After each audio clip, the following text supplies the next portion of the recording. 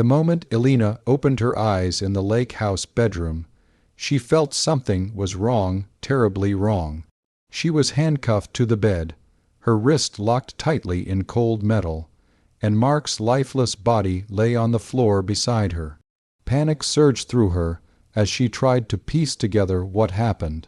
They had come to this isolated lake house in Maine to mend their fading marriage, to reconnect away from the noise of the world.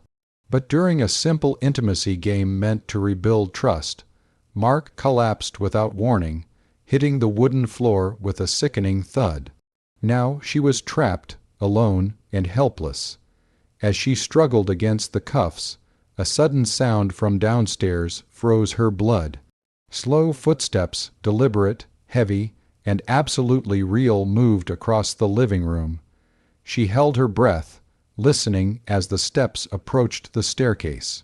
Someone was inside the house with her. The temperature dropped as the soft creak of a step echoed upward. Elena's heart pounded violently. She tried to scream, but fear tightened her throat. She could see the shadow stretch across the hallway floor before she even saw the figure. Someone, or something, was coming closer, drawn to her fear.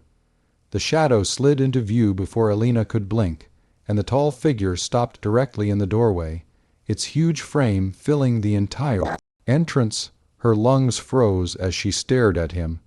He had a deformed face, sunken eyes, stretched skin, and a jaw that seemed crookedly broken. He held a small sack in his hand, swinging gently like a pendulum. He didn't speak. He didn't move closer. He only watched her with an expressionless, predatory stillness that felt worse than any threat. Elena squeezed her eyes shut, hoping the nightmare would vanish, but when she opened them again, he was still there. Solid, breathing, real. She shifted, trying to pull her hand free, and the metal scraped loudly against the bedpost. The figure tilted his head, studying her like an animal evaluating prey. She whispered, "Please go," but the words died in the cold air. After several agonizing minutes, he stepped back into the hallway and disappeared from sight, leaving her uncertain whether he had truly gone or was waiting for darkness to fully settle in. Every few moments, she heard faint movements in the house, a floorboards groaning, light thuds, soft breathing that wasn't hers. She wasn't imagining him. He was still there. The first whisper rose from the wall behind her head like someone murmuring through cracks in the wood. Elena froze, listening as faint voices blended together, some crying, some warning, some begging. Sweat coated her skin despite the icy air.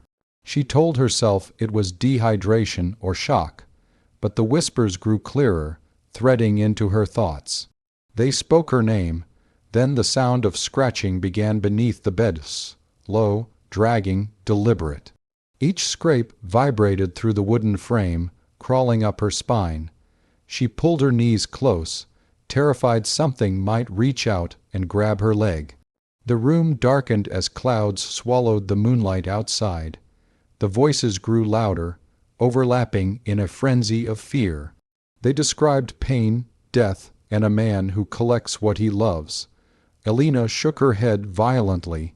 She didn't want to listen. She didn't want to understand what they meant. The scratching suddenly stopped, replaced by slow footsteps approaching the bedroom again. The man in the doorway returned, his silhouette more defined in the deepening shadows. This time he stepped farther into the room, the floor creaking under his weight. Elena realized with sickening clarity that the voices were not hallucinations, they were warnings from people who never escaped him.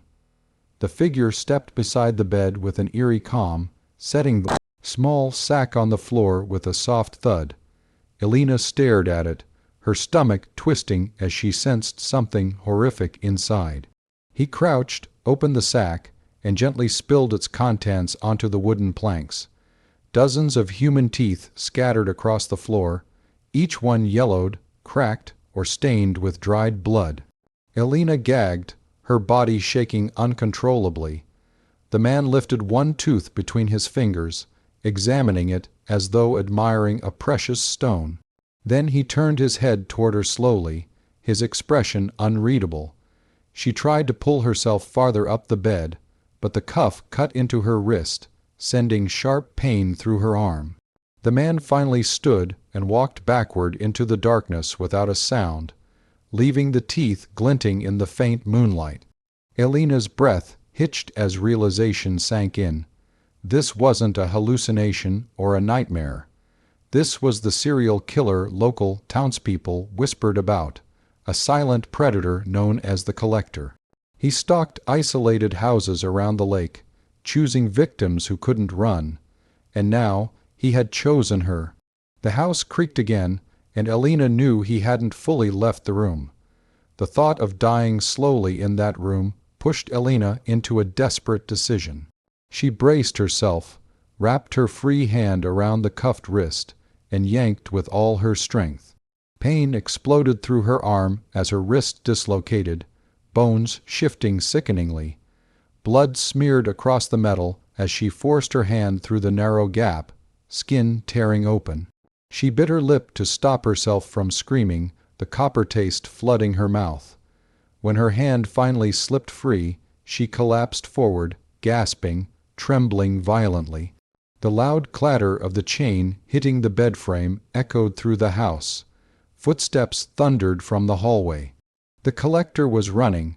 Elena scrambled off the bed, wiping blood onto her clothes. She hid behind the door just as he burst into the room. He went straight to the bed, confused by the empty cuffs, his breathing heavy and animal-like.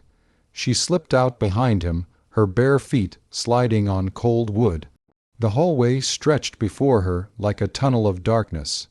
Every sound felt amplified his movement, her heartbeat, the distant groan of the house. She reached the staircase and descended slowly until it creaked. He turned. She froze. The deadly chase had officially begun. Elena darted into the woods behind the lake house, the cold air slicing into her open wounds. Branches whipped her face as she pushed deeper into the dense forest.